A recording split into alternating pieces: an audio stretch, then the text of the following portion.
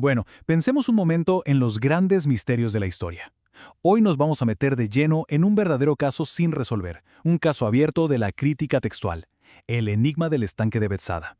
Es como un enorme rompecabezas histórico que ha dejado rascándose la cabeza a muchísimos lectores a lo largo de los siglos. Hablamos de la extraña y total desaparición de un versículo entero. Así que acompáñenme en este análisis donde vamos a desentrañar, usando evidencia pura y dura directamente de los textos, qué fue exactamente lo que pasó con Juan 5:4. Vamos a darle. Bien, entremos de lleno en materia. Si hoy en día tomamos una Biblia, digamos, una traducción moderna y rigurosa, y buscamos el capítulo 5 del Evangelio de Juan, nos vamos a topar con algo rarísimo. Leemos el versículo 3 y ¡pum! El texto salta abruptamente directo al versículo 5. O sea, hay un vacío gigante, un hueco súper evidente, donde, por pura lógica, debería estar el versículo 4. Este es el famosísimo relato del estanque donde los enfermos esperaban para ser curados. Y resulta que, en versiones más antiguas, justo en ese espacio, se mencionaba a un ángel que bajaba a agitar las aguas.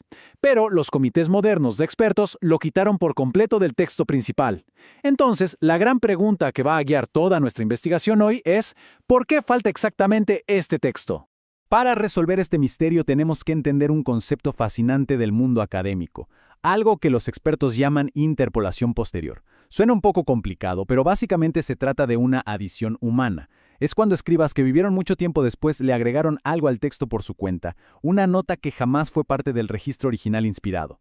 Y esto ilustra a la perfección lo que pasó con nuestro caso de estudio. Ese versículo que hablaba de un ángel bajando del cielo para agitar las aguas, pues fue añadido con muy buenas intenciones, pero con un fin puramente explicativo. Seguramente, los escribas que copiaban estos manuscritos siglos después pensaron, bueno, tenemos que darle contexto a los nuevos lectores, y lo insertaron ahí, pero repito, esa aclaración nunca fue parte del documento original. Y a ver, la evidencia dura aquí es simplemente asombrosa. En este campo de estudio no hay lugar para adivinanzas, y los datos contra este versículo son abrumadores. Resulta que este famoso texto sobre el ángel no aparece por ningún lado en los manuscritos griegos más antiguos y confiables que posee la humanidad.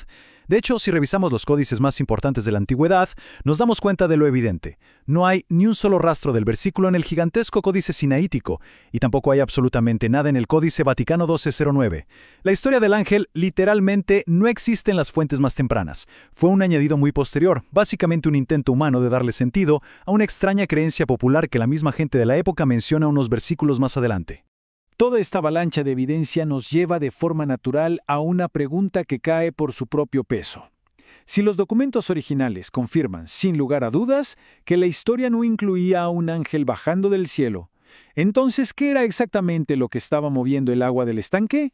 Porque claramente el agua sí se agitaba, y la población local reaccionaba a ese movimiento físico.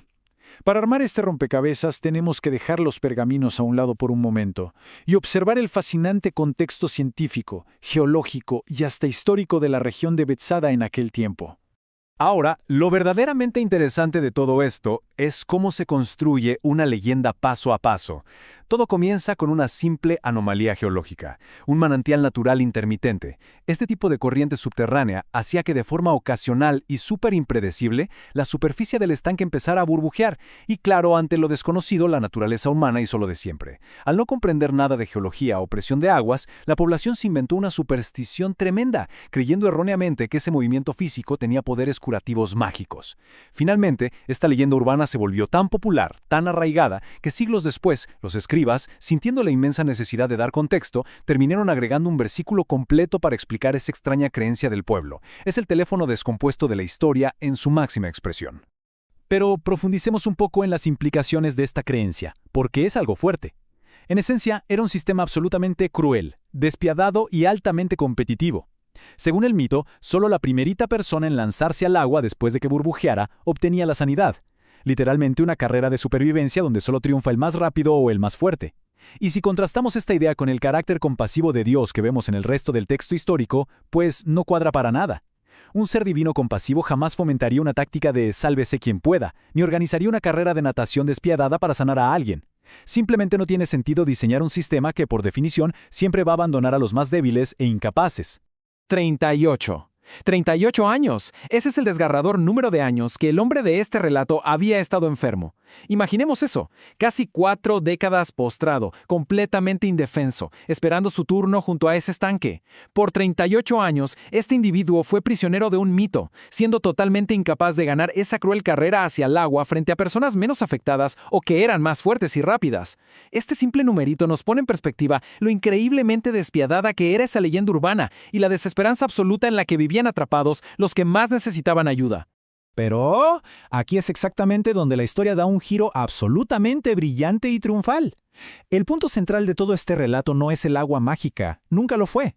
El verdadero milagro ocurre cuando Jesús entra en la escena y literalmente ignora por completo todo este circo basado en la superstición. Al sanar a este hombre al instante, sin pedirle para nada que se meta al estanque, demuestra de manera concluyente que el poder real viene de una autoridad superior, no de mitos locales, no de carreras crueles, y muchísimo menos de unas aguas agitadas. Es magistral cómo el texto original desmantela la superstición, revelando que ese sistema falso nunca fue necesario. Entonces el punto crucial de todo esto, y lo que extraemos de las fuentes es contundente. El famoso versículo del ángel no aparece en los manuscritos originales. Era al final del día una leyenda urbana de la época. Y el hecho de que no se usara el agua para sanar nos demuestra que la fe debía estar puesta en una autoridad genuina, en el reino de Dios, y no en supersticiones populares. Esta conclusión básicamente amarra todo nuestro estudio de hoy. La evidencia dura de los manuscritos antiguos, la explicación geológica del manantial y esta profunda lógica de la compasión divina frente a la crueldad. Nos recuerda que quitar este versículo de las Biblias modernas no es una pérdida, es en realidad una brillante recuperación de la intención original de la historia. Para ir cerrando este análisis, nos queda una reflexión bastante profunda. Toda esta investigación nos obliga a mirar mucho más allá de las tradiciones que a veces heredamos sin cuestionar. Frente a esta clara evidencia de cómo se forman y se cuelan las leyendas en la historia, surge una pregunta que no podemos esquivar. ¿La fe se basa en supersticiones populares construidas sobre fenómenos físicos que la gente de antes no entendía? ¿O se fundamenta en una verdad genuina, una autoridad que actúa con compasión y que no exige ganar una competencia de velocidad para recibir ayuda? Es verdaderamente fascinante cómo el simple hecho de comprender por qué falta un versículo nos revela tantísimo sobre la enorme diferencia entre el mito humano y la realidad divina. Nos deja mucho en qué pensar.